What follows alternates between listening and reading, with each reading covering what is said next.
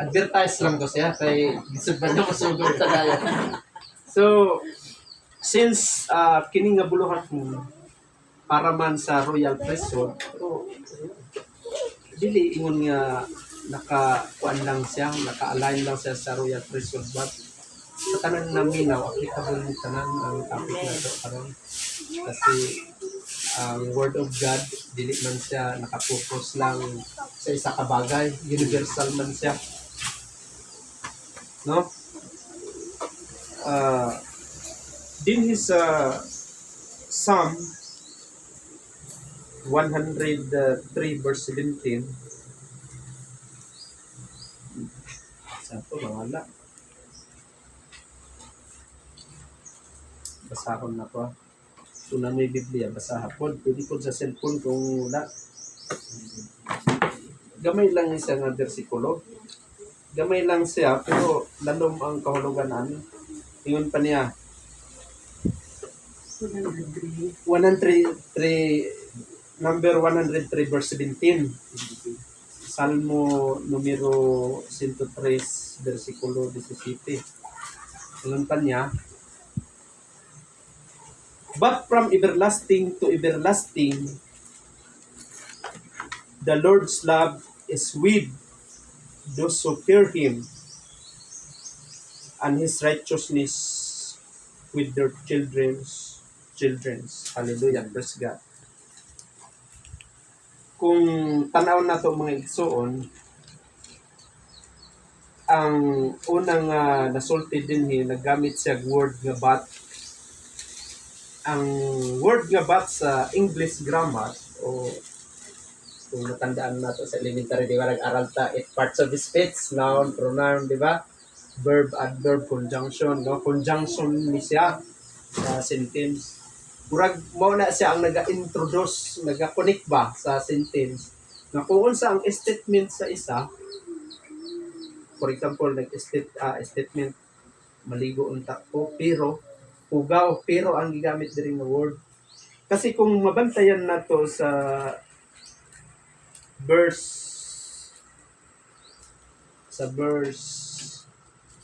sa unang mga bersikulo nga gisgutan din sa bersikulo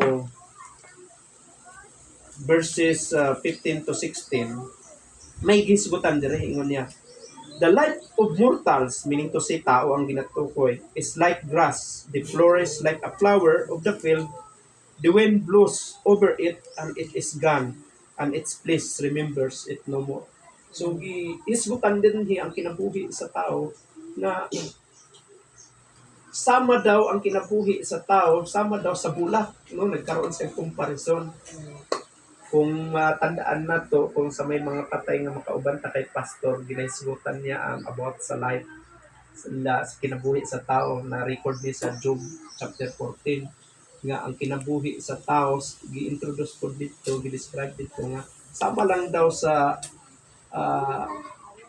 bulak. Gani sa James chapter 4 verse 14 is like a mist, kung sa Bisaya pasama lang daw sa usa ka aso. Naalang siya sa makadiyot, din ang matter of seconds mawala na sila, pero diri nagamit sa but. Pero ang nakanindot nga statement niya, from everlasting to everlasting the Lord's love is with, na dito those who fear Him. Yung pa niya, nag-isgot siya, everlasting to everlasting. Ano bang ibig sabihin ng everlasting to everlasting? Meaning to say, wala siya'y utlanan. Walay katapusan. Dili siya limitado. Kasi diri sa Psalm 90, verse 2, nag-isgot siya, ingon pa niya, before the mountains were born, or you brought forth the whole world, from everlasting to everlasting you are God. So meaning to say, wala pa di ata diri sa kalibutan na ana ang Ginoo. So naghisgot pud siya, dinhi naghisgot pud tao ang tinutukoy dinhi nga from everlasting to everlasting na ang gugma sa Ginoo tong may kahadlok kaniya. So meaning to say, bakit naghisgot siya everlasting? Kasi nga ang physical nga lawas nato as a human being, Ingon pa, di ba, gisgutan nga ang tao may three aspects, body, soul, and spirit. Ang physical nga lawas na to, siyempre, mamatay man gyud ta. But, ang kalag na to, mo na siya ang usagubang o eternal, whether kung malangit ka lang, ma-imperno, eternal ang ma-experience na to. So, maupod na ang Ginoo. Ang gugma nga madawat nato sa Ginoo is eternal. Diba? John 3:16, for God so loved the world that whosoever believe in Him should not perish but have everlasting life. So, meaning to say, kondisyon siya kasi purdos man, nagamit man, kung kinsa nga may kahadlok kaniya. So, nagisgot siya kahadlok sa Ginoo. Sa ba ang may kahadlok diya sa Ginoo? Ang kahadlok nga gisgutan din ang ato ang respeto diya sa Ginoo, pag-recognize na to, pag-acknowledge na to, na supreme siya. No, labaw siya sa tanan, nagtag-iya siya sa tanan, di ba? In the beginning, God, sa Genesis 1:1. Then, ang reverence nato pag-worship diya sa Ginoo. Then, ang pagpanginabuhi nato nga pagsunod diya sa Ginoo. Mo nang ang pero kahadlok nga ginaingon din, dili itong magkahadlok ka, perminti man nato madunggan na sa simbahan nga nagakahadlok ta, na nagakurog-kurog ta. Iba tong kahadlok nga dahil may sala ka. Pero kini, kahadlok nga, murag, nasabtan nato ba ang relasyon nato diya sa Ginoo, no, between God and us, or with us, between God and me and you, kung unsa ang relasyon nimo diya sa Ginoo ug unsa pud ang Ginoo diya sa ato, dapat masabtan nato na isa to sa amahan, kasi nag-focus ta dito sa or ginikanan na as a whole. So wala nagundang dito ang kwantong nag-ingon siya ang gugma daw sa Ginoo walay kinutuban, walay katapusan sa sabi na lang nato nagaduol sa iya o may kahadlok diya sa Ginoo. Din sa dulo nag-isgot na pud siya and His righteousness with their children's mo ni ang pinaka-critical karon. So nag-isgot siya righteousness. Unsa ba ang righteousness diya sa Ginoo? Kung matandaan nato mga igsoon, ginasgutan man ang righteousness sa, di ba, sa Matthew chapter 6 verse 33. Seek ye first the kingdom of God.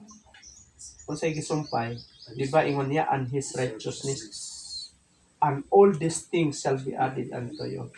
So, nagisgot siya, all things. Unsa ba ang naasa all things? Kasi nagisgot siya, and His righteousness with their children's and children's. Kanina share na ko kay Sir Pod. Kasi nagisgot siya righteousness, meaning to say, all things shall be added unto you. Kini nga righteousness, mga igsoon, kung kita isip o sa kaamahan, kasi, or ginikanan as a whole, kita as a parents, kung sakto ang ato pagduol diya sa Ginoo, nang klarohon na to ang decision na to as a father. Kita mga royal priesthood, kasi ang sentro ni royal priesthood, o bisan inahan na, klarohon na to ang pagduol, ang decision na to, ang pagdesisyon na to diya sa Ginoo. Kasi delikado pag once nga masipyat ta og decision, kasi ang Biblia nag-ingon, and His righteousness to their children's and children's, meaning to say, kung wala di ta kahadlok sa Ginoo, opposite ni siya, di ba? Sa muadto ka sa Book of Numbers chapter 14, I think nasa verse 23 hangtod sa last part niya. Gisbutan dito nga ang Ginoo dahil nagkamali og desisyon ang Israelites nga gahig ulo. Walay nakaangkon kanila dito sa Promised Land. Only Caleb and Joshua. O nag-edad siya og 20 anyos pataas nga gisensyos. Tanan gipamatay for 40 years. Kasi ang may dahilan dito, ang nagkamali dito is ang parents. Kasi that time, BI nila si Moses, dagan nagamurmur sila. So, nawala ang obedience, nawala ang pag-trust nila sa Ginoo. So nagkamali sila desisyon kaya curse. Kaya naman dire gi-emphasize na ko kasi kung ang desisyon na to sakto diya sa Ginoo, nagaingon siya, and his righteousness with their children's. Ang pagkamatarong sa Ginoo wala lang nagundang sa ako sa imuha igsoon isip o sa kaamahan o inahan ka. Kundi nag-ingon siya dito pa daw sa anak. So ang anak maka-benefits ni ug ang mga anak pud nila nga mao ang apo nato nga kaliwatan nato kay si children's children sila pud maka-benefits ni sa righteousness. Unsa nga righteousness ang tinutukoy dinhi? Kasi ang giingon sa verse ganiya, Matthew chapter 6 verse 33, all things shall be added unto you. Unsa ang nasa all things? Number 1, security. Pag nata sa trabahoan, nasa eskwelahan ato mga anak, kung makita nimo ang viral karon, daghang mga bata gipang kidnap, ambot lang kung tinuod na nga gipanguhaan og mga internal organs. Karon mga igsoon, dili na to 100% mabantayan ang ato mga anak, come in, come out sa school. Pareha namo ni sample namo ni sir, dili man gid mi adlaw-adlaw makauli as a military, gi-share ko tapos saya. Ang come in, come out na to sa mga asawa, mga anak, di na to 100% mabantayan unsa ilang mga activity. Meaning to si kung nagaduol ta sa Ginoo in behalf sa atoong pamilya, as a padre de pamilya, kung tan-aw ko dimo sa Bible character nila, tan-aw nimo nila Noah, nila Moses, so on and so forth ng mga Bible character.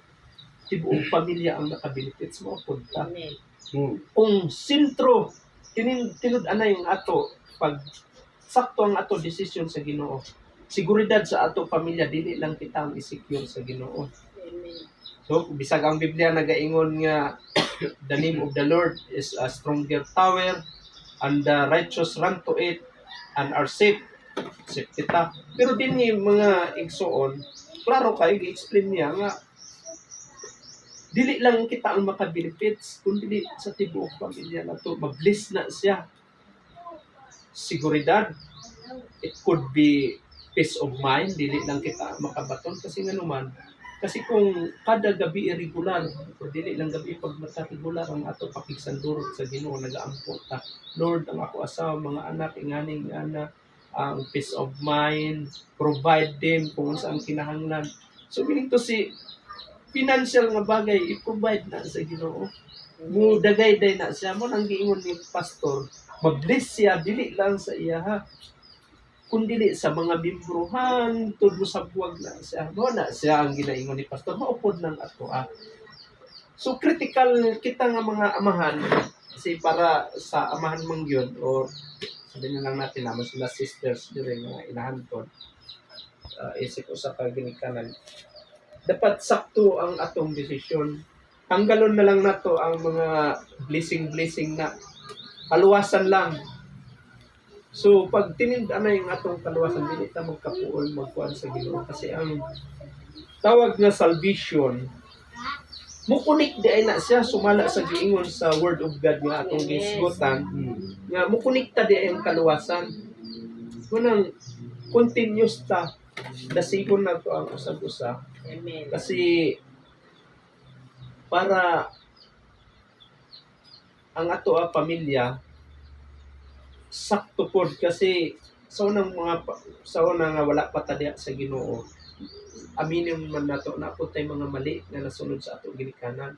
Nganuman dahil sa gipasa nga mga doktrina unsa ang gipas-on sa ato sa atong mga forefathers mo pud na ato nadala. Tagan ta kag sample kanang kalag-kalag na kailangan bisitahon, nadawat nato na kanang ingon nga mobalik ang kalag sa tao, nagkondinar.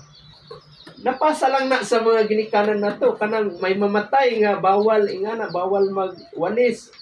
Tungod lang sa tuo-tuo tapos kung sa tawag ng kanang Holy Week, bawal magkaon og karne. Sumala na sa gisulti sa ato ang lola lolo kaya kung maminaw gyapon ko sa ako lolo lola.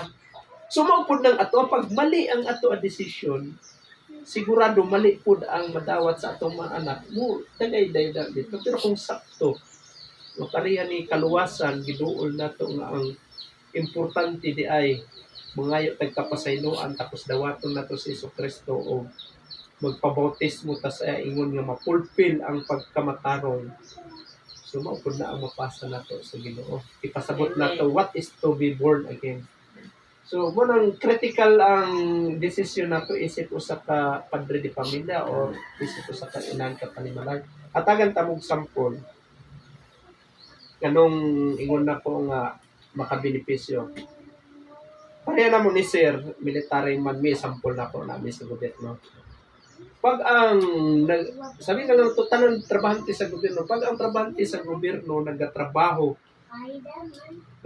ka sa gobyerno nga in line of duty, meaning to say, wala kay bad records ba, nindot ang imo serbisyo, ang imo performance sa gobyerno. Pag once mamatay ang gobyerno, nagatrabaho sa gobyerno, dili nag-undang dito ang benepisyo.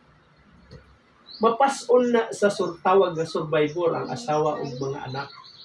Sumupod na diya sa Ginoo. Pag sakto ang ato decision diya sa Ginoo, tinud-anay nga ato dili lang kita ma-bless kundi matatag na siya. Nagaingon ang Biblia, ang tao may utlanan, sama lang sa bulak, tinud na siya. But ang everlasting nga gugma sa Ginoo dili kasi ang importante dito ang kalag na to ma-experience na to everlasting which is ang langit. So, dito lang naman mga igsoon, dagang salamat kung napamoy mga dugang. Sharing ng pamati na to mga usa ka unsay na to kay naa naman ta sa sitwasyon nga naa ta sa Ginoo. So di na ka maglisod o kaning kuan ang atong ang mga kuan paunsa ta magmalaho tayon diya sa pagpangalagad sa Ginoo. Diba? Diba ang naa sa simbahan dili magmatter kung unsa ka kalugay. Kay daghan ang unang ingon sa puno sa Ginoo, may nauna, naulahi, ang ulahi nauna. O tinuod na, di ba?